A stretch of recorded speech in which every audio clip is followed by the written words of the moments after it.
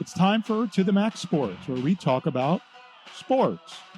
They're just two guys, Max and Drew, in a bar talking all things sports. Well, without the bar. And the beer. Wait, why aren't we in the bar?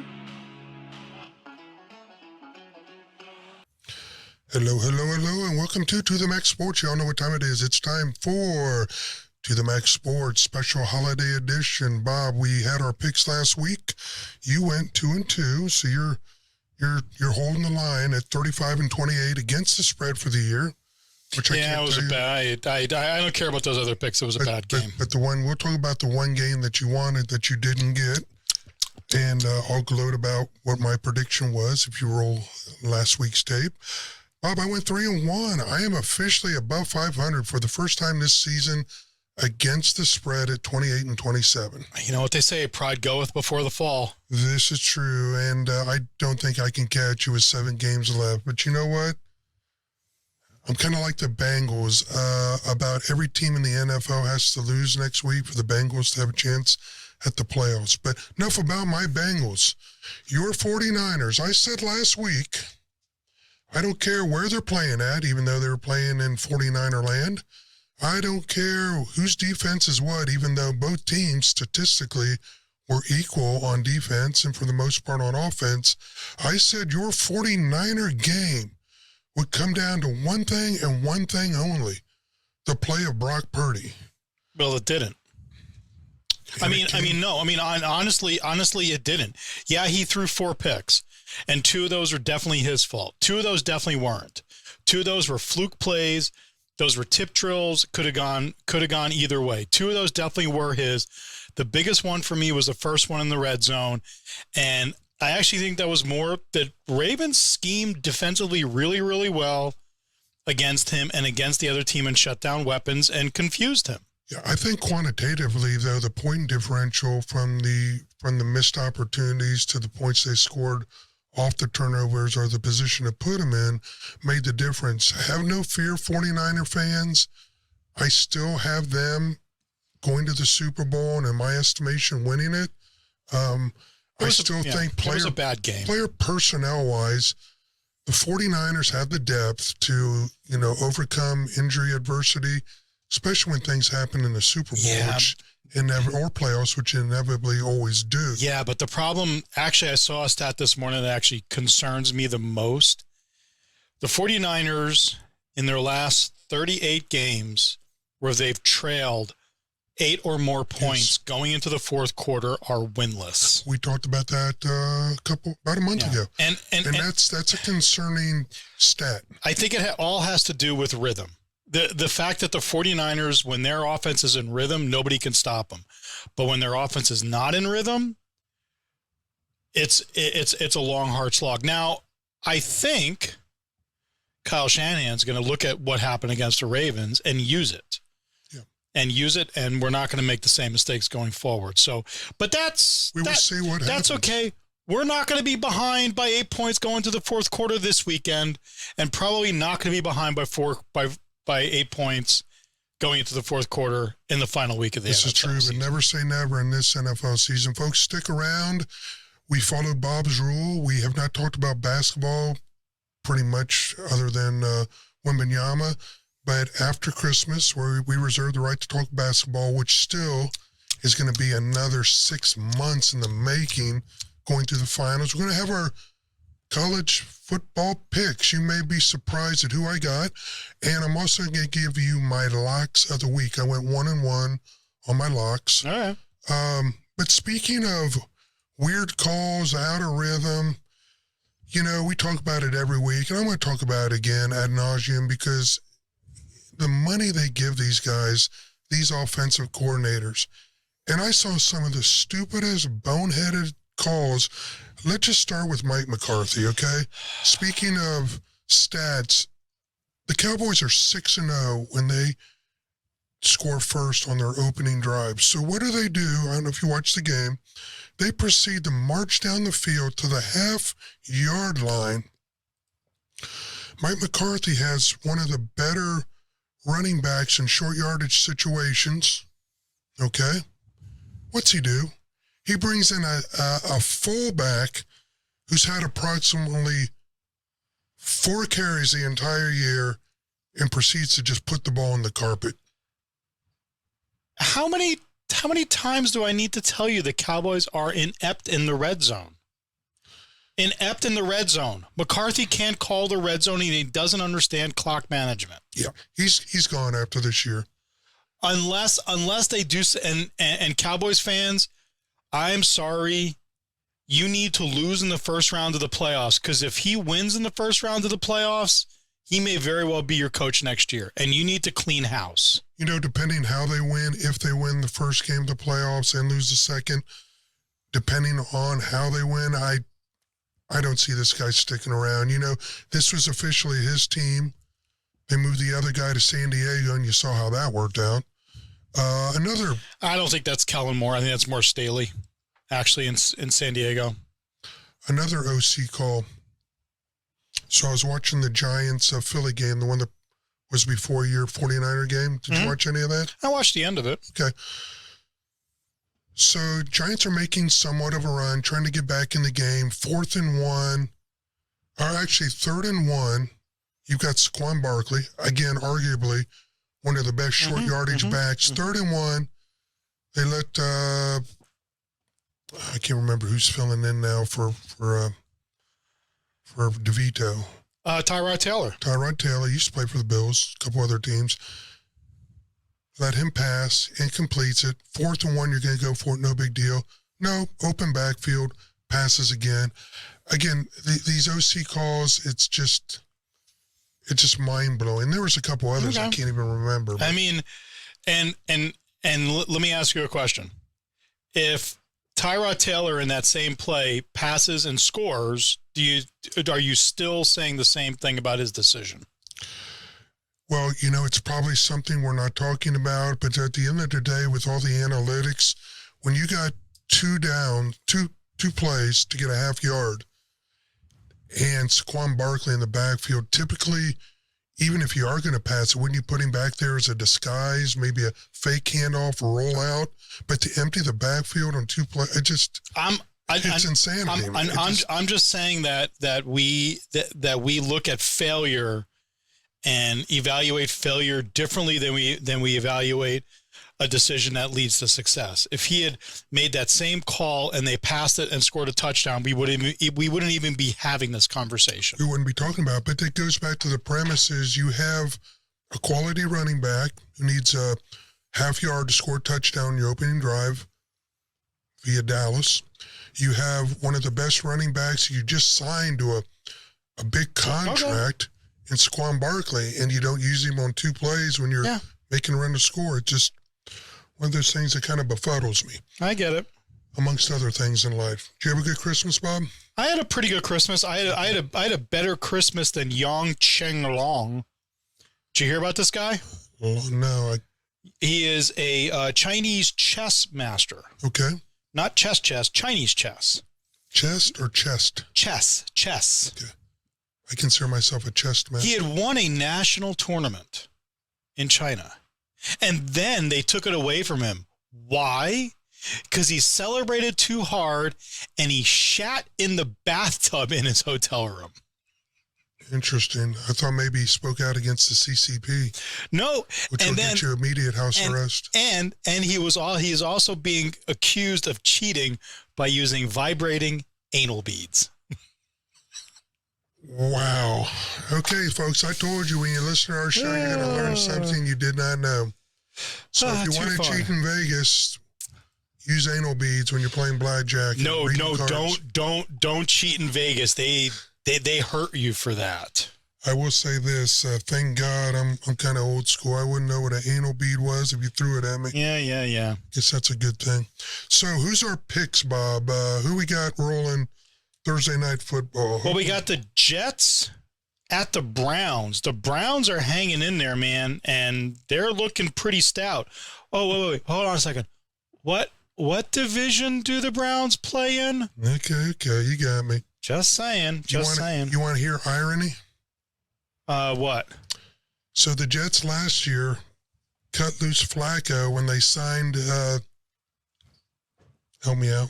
Aaron Rodgers. Mm-hmm. And now he's going to play against them this week. Oh, sweet irony. Yeah, I mean, you think the Jets could have used Flacco this year? Flacco wanted to go to the Jets. His agent was burning the phone line. But the thing is who's the general manager of the New York Jets right now? Who is it now? Aaron Rodgers. That's true. He's Aaron Rodgers. Kind of calling the shots, isn't he? Aaron Rodgers is the GM. So and he said, hey, he got some backlash on social media, Rodgers, about being activated. He's like, man, bro, I didn't tell him to activate me. So anyway, So the Jets-Browns, I think the line is 7. 7.5 according to ESPN Bet. And they're playing? In Cleveland. I mean, and Cleveland has an outside chance for the number 1 seed. Outside chance. Well, when I lost last week in one of my locks of the week, I did hit the Detroit game, but I lost the Browns-Houston game. I said one of the keys to Flacco is, guy's 39 years old, put him on his fanny a couple times. Houston didn't do that. The Jets will. Defensively, I think they have enough in the tank to make this game fairly close. And if you're going to give me 7 points, I know it breaks my rule about points for a team that can't score, but I think the Jets can do enough. With 7, give me the Jets plus 7. Here's my reaction to your pick. And here's my reaction to your reaction. So I guess you're taking the Browns? I am definitely taking the Browns. Which I actually like that because I got to try to narrow this gap. I got to go for broke now to try The Jets are just abysmal. Well, they did score 30 points and shut out Houston a couple weeks ago. It's the Jets. The Jets are going to do Jets things. Well, okay. I think Flacco will get coaxed into at least 2 turnovers. We got Saturday night. Big game, actually. Keep on dancing. Detroit Lions on the road visiting the Dallas Cowboys in Arlington, Texas. The one good thing for the Cowboys is they're playing at home. Cowboys favored by 6. And hold on, let me look at the standings right now. Yeah, what's the over-under on that? I love the over. 53.5. Yeah, I knew it'd be high. I don't know if I like it that much. The Dallas Cowboys have an outside chance to take the division. Eagles need to lose one of these, actually both of these games, and that Cowboys need to win out. I don't think it happens. The Cowboys can't beat teams with winning records. Give me Detroit. Yeah, but this is at home, man. Give me Detroit plus 6. No, I'm taking the Cowboys, and they're going to win big. You heard it first on To The Max Sports from Brother Cowboys Bob. are playing for something. I don't know what the Lions are playing for, other than they're playing for McCarthy's job, maybe? A possible first round bye. Possibly. Okay. So, and then we have our Sunday night game. This is a little bit of I really don't care about this other than the historic nature of the game. Packers traveling across Wisconsin on I-94. So 94? Yeah, it's 94. Yeah. To the Vikings. Vikings are favored by 2 at home. Yeah, I hate this game. Hawkinson went down, their tight end, who I really like. He went out with an ACL, MCL. Jefferson's back. Their 4th quarterback of the year for the Vikings. Finally came back down to earth last couple weeks. But I'm not a fan of Green Bay. I hate Green Bay.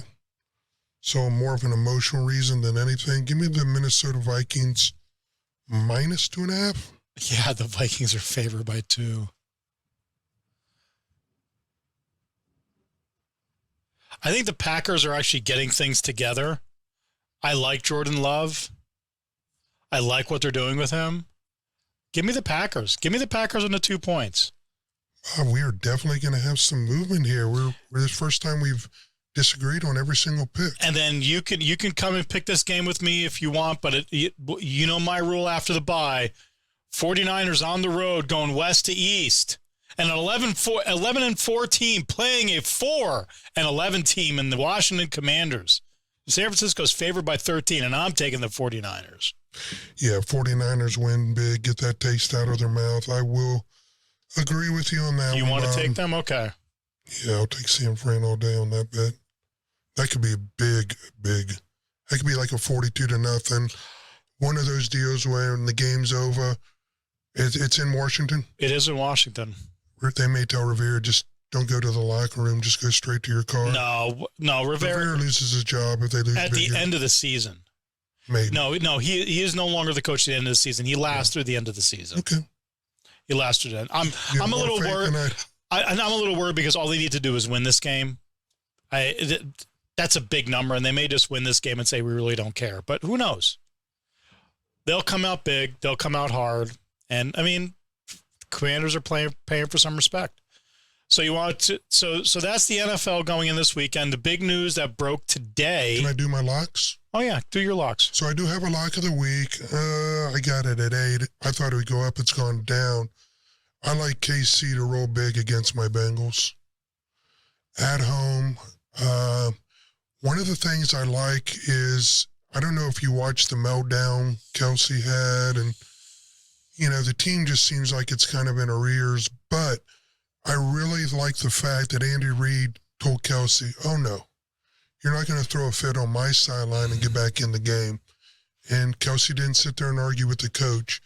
The team still respects Reid. I think he's going to put together a plan based on what he saw Pittsburgh do against Cincinnati. And I actually think KC probably wins by 2 touchdowns, 34-16 or 17, and finally ends that run of the Bengals' hopes of any chances. I wouldn't touch this game. Honestly, I wouldn't put money in this game whatsoever. Well, we have said every week KC never covers, but they win this one and do cover. We'll see. And then I got a small bet. Atlanta's another team that's schizophrenic. They're going up against the Bears at Bearland. I like Atlanta to cover this, especially the weather's going to be kind of cold and nasty. And, I do love the fact that Atlanta has that 3-headed Hydra monster there. How the hell are the Bears favored by 3? Well, Atlanta doesn't have a quarterback. Yeah, but it's the Bears. It's the Bears. Well, anytime a team's at home, they're usually going to give 3 points. But it's the Bears. You like that line? Atlanta? It's the Bears. That's my other lock of the week. No, are you taking my half Nelson. Are you taking Atlanta? Or are you taking Chicago? I like Atlanta. Yeah, I'll take Atlanta in the game because it's the Bears. Yeah, that's my half Nelson pick of the week. It's the Bears. The other big news I was going to tell you, just breaking this morning, Russell Wilson is benched for the Broncos. He's going to go with Jarrett Stidham. That's a lot of money. I didn't have a chance to look at what they're talking about money wise. There are some implications if he about a physical coming up, he has some guaranteed money. This is going to be a big hit the Broncos are going to take. Oh. Well, you remind me to mention one other thing. Yeah, I mean, other than the fleecing of the Herschel Walker trade many, many moons ago, I'll tell you what, the Broncos got fleeced on that deal. And Seattle's really gotten some good draft picks. I mean, I will say this. I mean, Russell Wilson seems to be an okay guy, an okay dude to me. But my dig on him always is everyone elevated him to being this elite level quarterback, and I never thought he was. And quite frankly, the last 2 seasons have shown me to be right and everyone else to be wrong, which I like. Speaking of a guy that lost a lot of money by being picked in the very last pick of the last round of the draft, have you ever heard about the Purdy situation? What? So Purdy can't renegotiate his contract because of the collective bargaining. Yeah, he's on a rookie deal. 2025 rookie deal. If he had signed as a free agent, if they hadn't drafted him and then signed him as a free agent after the draft, after 2 years, you can renegotiate your contract. Oh, I think he's going to be fine. I'm saying he's going to be fine, but, he still has to wait another 2 years when he could have made a lot of money right now and not worried about an injury. You never know the things. I love that guy. Did you see his post-game press conference? He looked like a professional. I mean, a baby-faced professional. But he took ownership. Exactly. He took ownership. Exactly. And I respect that. I also like the fact during the game, I know we're rehashing an old segment, but I like during the game he kept slinging. And you know what? when he had a turnover, he didn't tighten up. He just aired it out. Yeah. So he's a really good guy. He's another good guy. So, but it's kind of funny. We saw Lamar Jackson, the last pick of the first round of his draft, versus Brock Purdy, the last pick of the seventh round. Yeah. No, and did Cream rise to the top, Bob? Lamar definitely played lights out. Hats off to Lamar. Definitely right now leading, and quite deservedly so, leading the MVP race. Folks, we do sports trivia. We're going to do it at the end of the show. Stick around. If you can beat us, well, you can beat anybody. Well, if you can, it's okay. Okay, we want to talk about CFP? Sure. So CFP. Because even if you want to, I am not going to talk about any other meaningless bowl game. No, who cares? I'm fine with that. 3 weeks ago, I laid down this pick at +4. It's going to 4.5. I know I got the hat on. I know I live in Texas, but I got to go with who I think has the best chance. Washington's quarterback was in the Heisman running. They got an outstanding running back. Google it, watch them. I think Washington's got the offensive firepower to cover that 4.5, and I may even pick them outright. Give me Washington +4.5 against Texas. If the over-under on this game is 63.5. You know what? When it comes to bowl games, it just seems like they always score high. I'm not going to touch it, but I'd play the over if I had to. I wonder about this game. I don't like the Pac-12. I think it'd be amazingly hilarious for Washington to roll the entire CFP, win this whole damn national championship on their way out of the Pac-12. It would amuse me. I don't think it's going to happen. I would say, give me Texas. I'm going to roll with Texas on this game. Good.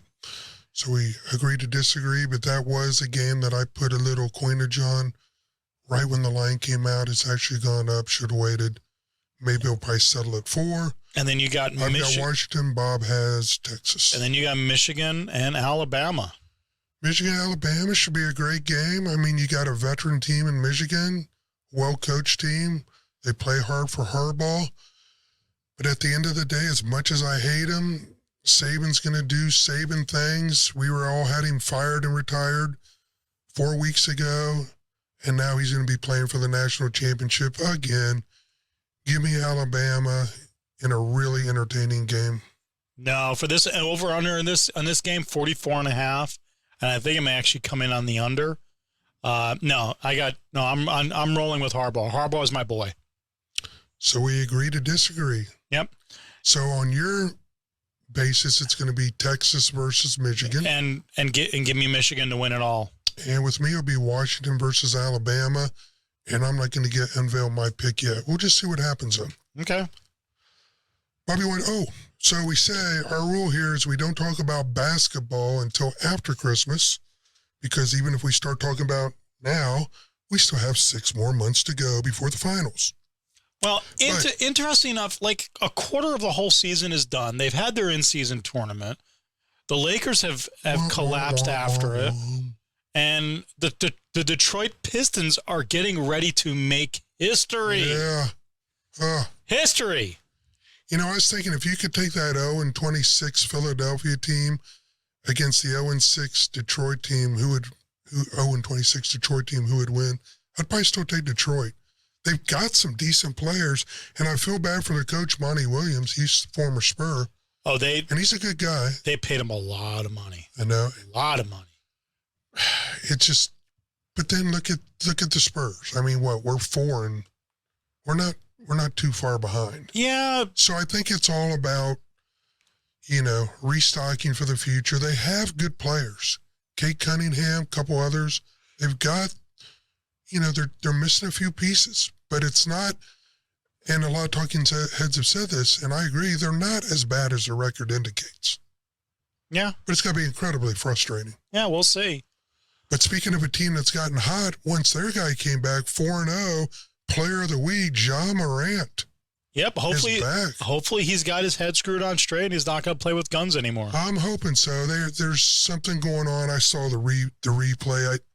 I didn't notice anything, but now they're going to be looking at everything. When he had that vicious slam dunk a couple games ago, they said he made a motion, 2 guns to the head, but I didn't really see it. I think anytime he raises his, after a shot or a dunk, he raises his hands above his head. Somebody's going to be. And the NBA front office is watching him like a hawk. Yeah. If the reality is, if he does anything that makes it look like it, the NBA front office is going to step in. I'm a Morant fan. I hope he gets it together. I really do. But and another breaking news, just coming in. Looks like there's that was like an old wire from 1942. I know, wasn't it? They don't do that anymore. This just in. The president? No, Dallas Mavericks. What about the Mavs? Mark Cuban has sold his majority controlling interest of the Mavericks to the families that run the Las Vegas Sands Casino Company. Oh boy. The mob in Dallas. I knew it. I wonder, does that mean that the Mavericks might move more to Las corporatism? Vegas? More corporatism. I don't see that happening. You could see. I do see the commish maybe granting Las Vegas a team, but the Mavs are too established in Dallas. They really don't have an issue with their fan base. The stadium's fairly new, so they're not going to be an outcry for, where they try to hold them hostage. But interesting news. Yeah. Heard it here first. Yep. Well, or you've been reading ESPN. Or second or third. Bob, let's do some trivia to wrap it up. Okay. Folks, what we do is we try to beat each other on sports rules trivia. It's not that hard. I'll get the first question to Bob. Yeah, okay. College basketball. Okay. We are in the college basketball season. We'll start talking about that here in a couple weeks. The ball is deflected out of bounds by a defensive player. Should the shot clock be reset? College ball. College ball. The ball is deflected out of bounds by a defensive player. No. Yep, you are correct. The ball should not be. The clock should not be reset. Okay. Okay. Ooh, this is like I'm going to give you an essay question. Okay. Golf. A tee shot comes to rest so close to a bird's nest that the player cannot play his stroke without damaging the bird's nest. What should he do? Repeat the question one more time. A tee shot comes to rest so close to a bird's nest that the player cannot play his stroke without damaging it. What should he do? And what is he allowed to do? I would say that that he gets a length of the club drop. He drops the club one length. He drops the club one length and then gets a free drop. Yes, you are right. I played a lot of golf. Though it's not actually a club length. It's a may drop the ball at the nearest spot, not closer to the hole. Nearest point of relief. Point of relief, yeah. Yeah, I played a lot of golf under watchful eyes when we were playing for money. Well, Bob, let's just agree we tied. Okay. And I guess we'll be back. See y'all next year. See you next year. To the Max Sports. There we go. Until then, OH. Go Big Blue. I-O.